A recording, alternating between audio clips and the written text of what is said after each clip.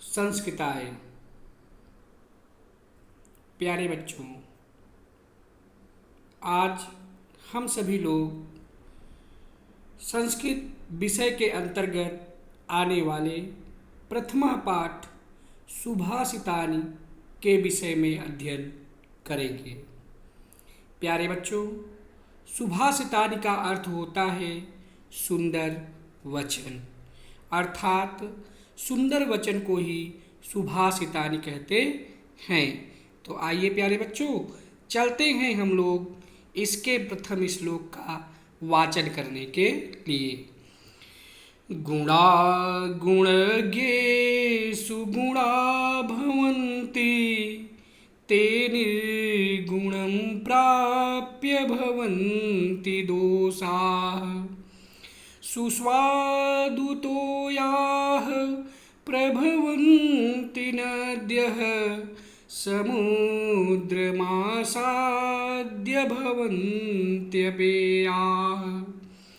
गुणा गुणज्ञेषु गुणा भवन्ति ते निर्गुणं प्राप्य भवन्ति दोषाः सुस्वादुतो याः प्रभवन्ति नद्यः समुद्रमासाद्य भवन्त्यपेयाः।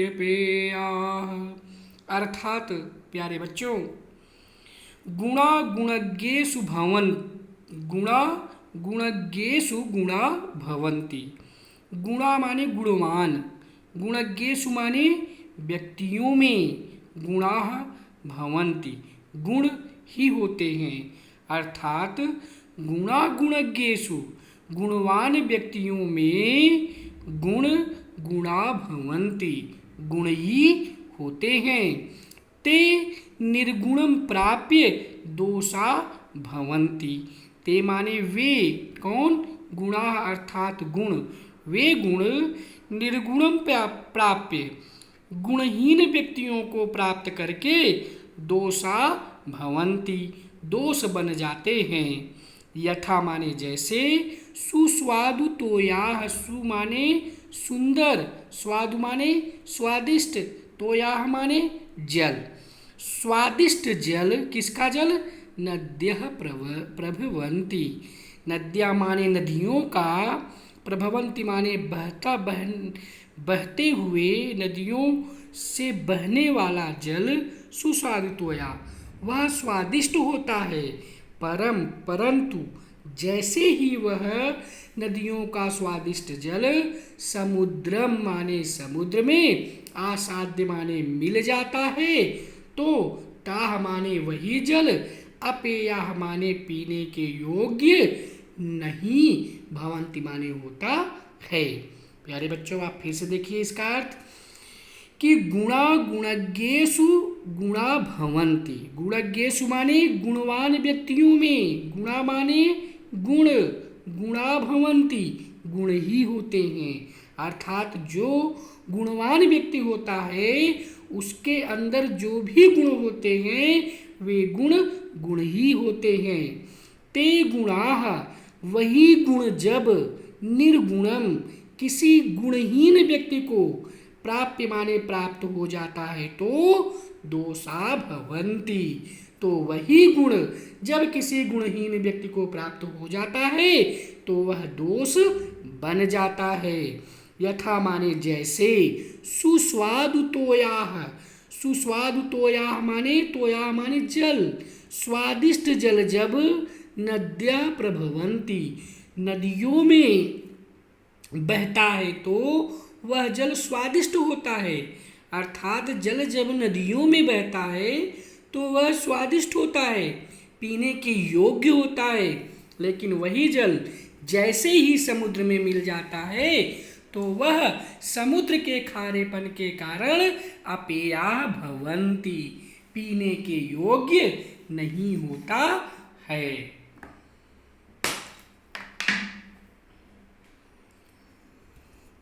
तो इस तरह से प्यारे बच्चों, आपने यहाँ पर पहले श्लोक का अर्थ जाना और सीखा।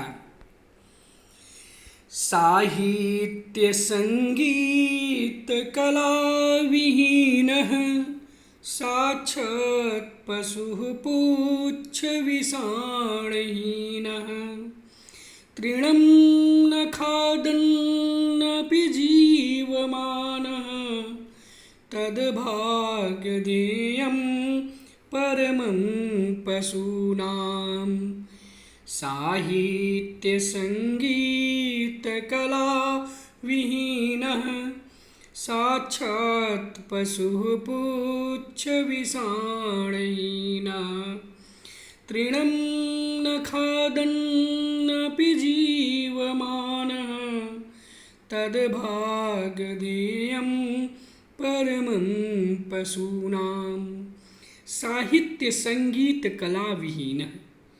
अर्थात यहाँ पर यह बताया गया है कि जो व्यक्ति साहित्य संगीत तथा कला से विहीन माने होता है, रहित होता है, ऐसा वह व्यक्ति साक्षात अर्थात वास्तव में पुच्छ माने पूंछ, विषाण माने सींग के, सींग से, हीनः माने हीन, पशु पशु है।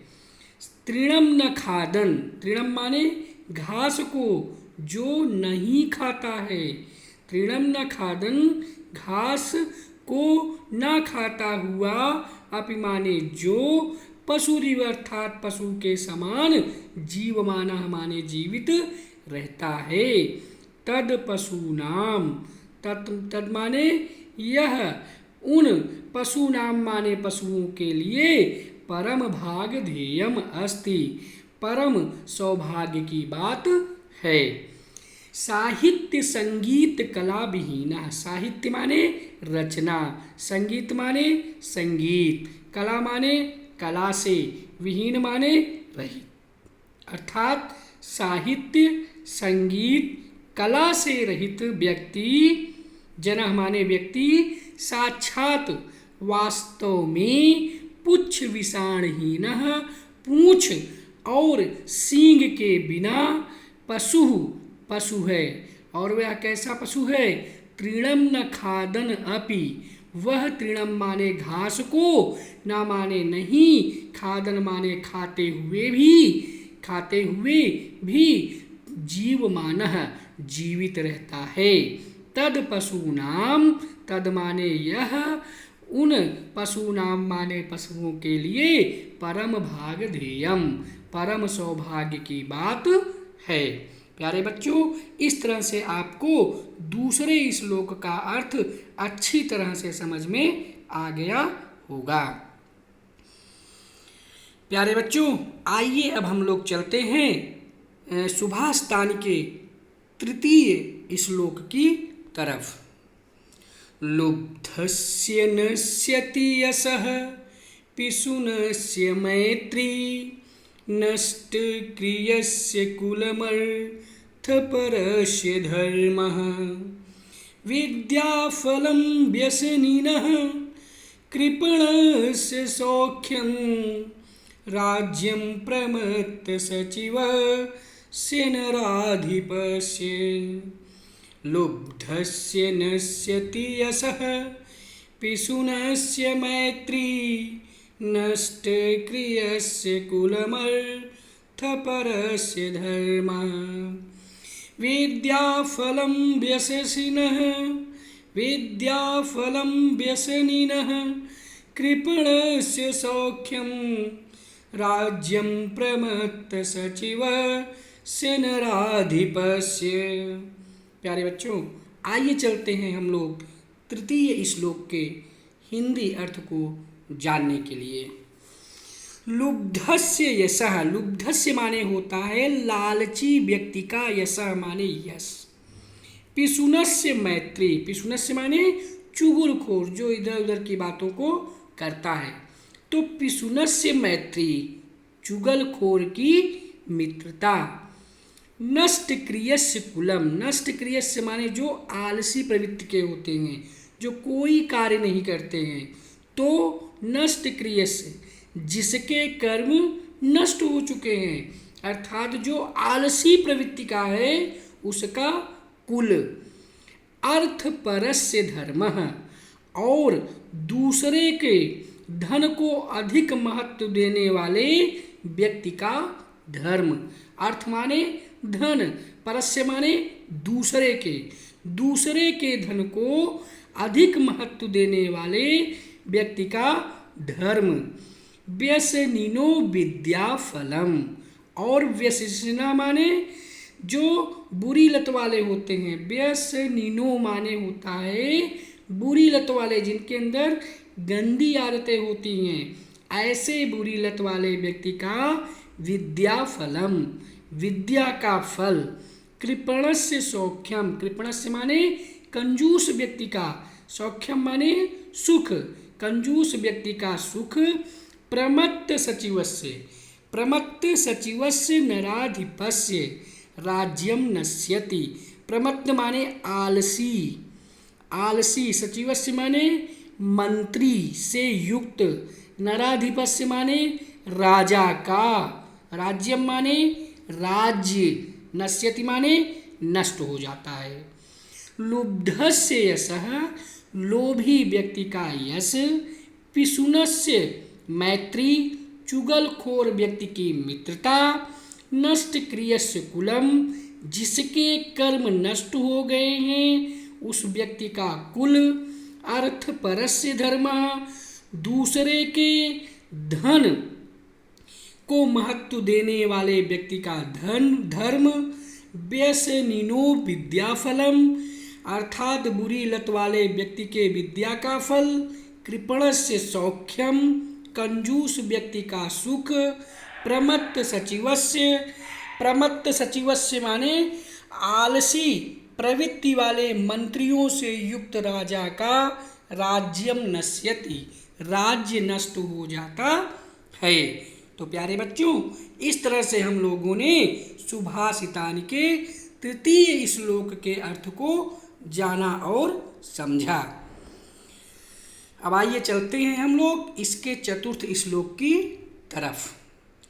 पीत्वा रसं तु कटुकं मधुरं समानं माधुर्यमेव जनयेन् न मधुमक्षिकासो। संसस्तथैव सम सज्जन दुर्जनानां श्रुत्वा वचः मधुरसोक्तरसं सृजन्ति।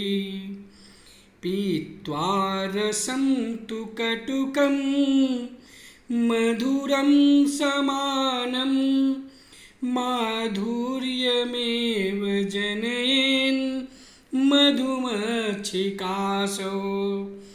संतस्तथैव सम सज्जन दुर्जनानां श्रुत्वा वचः मधुरसोक्तरसं सृजन्ति। असौ मधुमक्षिका कटुकं मधुरम रसम समानं पीत्वा माधुर्यम एव जनयेत्।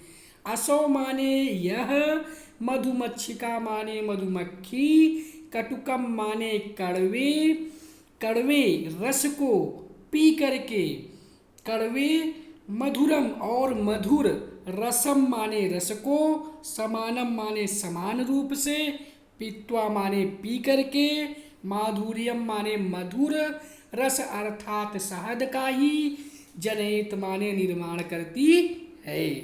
प्यारे बच्चों, असौ मधुमक्षिका, असौ माने यह मधुमक्खी, कटुकम मधुरम रसम कड़वे और मधुर रस को, समानम पीत्वा समान रूप से पी करके, माधुर्यम एव जनयेत मधुर रस का अर्थात शहद का ही निर्माण करती है।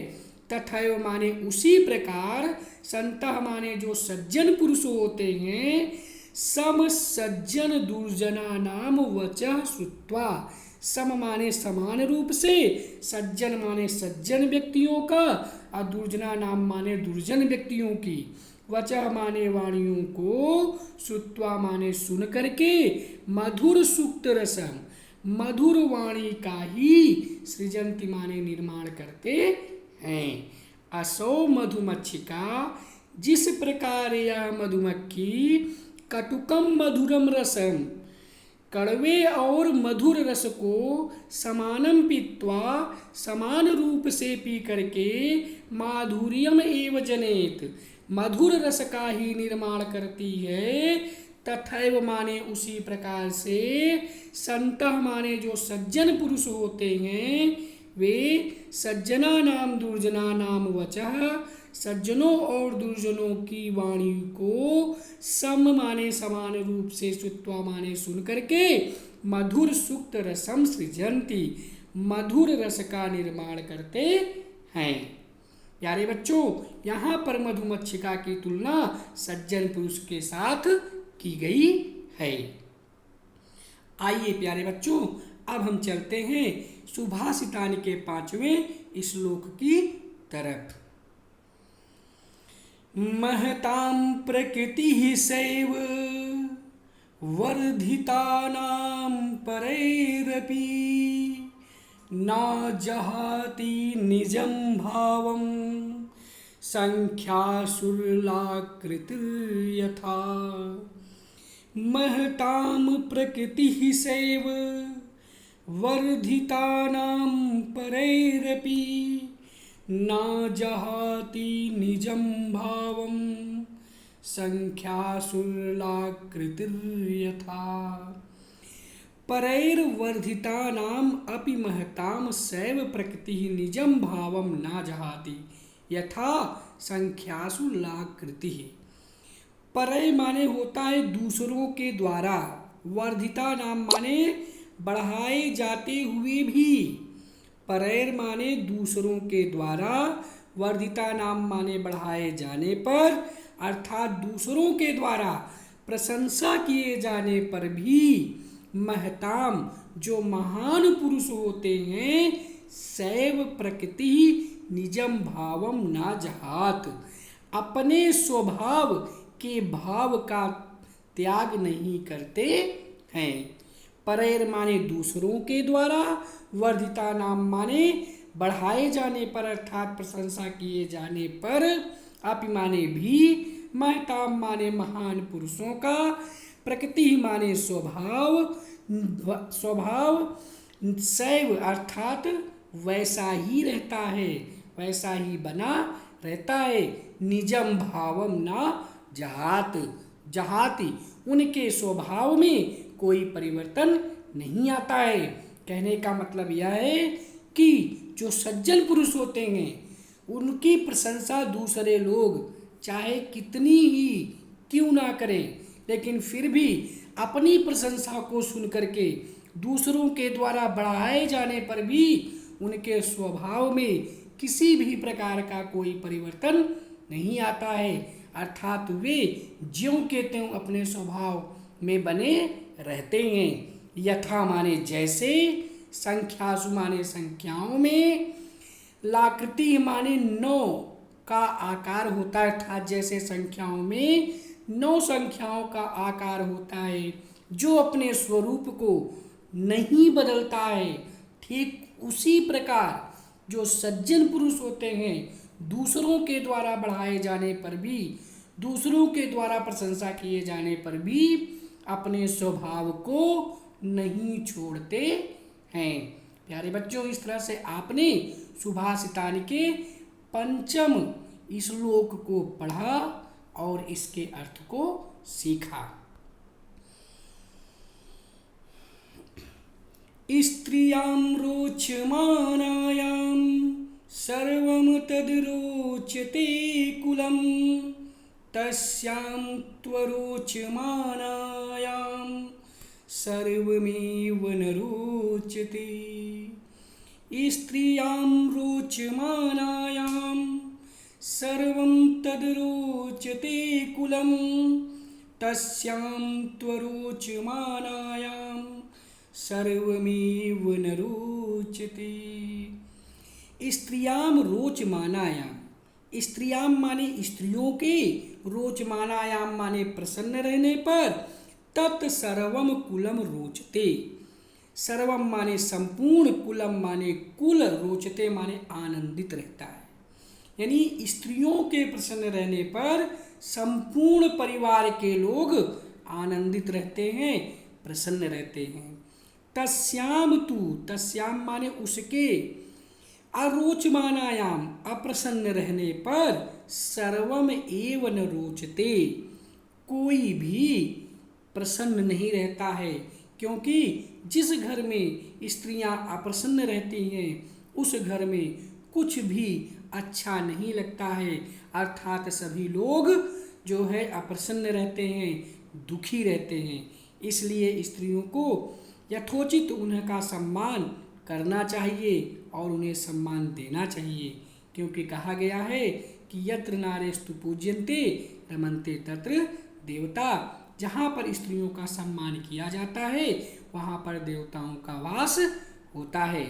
इसलिए यहाँ पर यह बताया गया है कि स्त्रियाम रोचमानायाम, स्त्रियाम माने स्त्रियों के, रोचमानायाम माने प्रसन्न रहने पर, तत्सर्वम कुलम रोचते, संपूर्ण कुल आनंदित रहता है। तस्याम तु अरोचयामाना, तस्याम तु अरोचमानायाम, और उसके अर्थात स्त्रियों के अप्रसन्न रहने पर सर्वम एव न रोचते, कुछ भी अच्छा नहीं होता है, कुछ भी अच्छा नहीं लगता है। क्योंकि जो स्त्री होती है वह घर की लक्ष्मी होती है, और जब लक्ष्मी खुश रहती है तो वो सबको खुश रखती है, और जब वह दुखी हो जाती हैं तो सभी उनके द्वारा दुखी रहते हैं। इसलिए हमें हमेशा स्त्रियों का सम्मान करना चाहिए।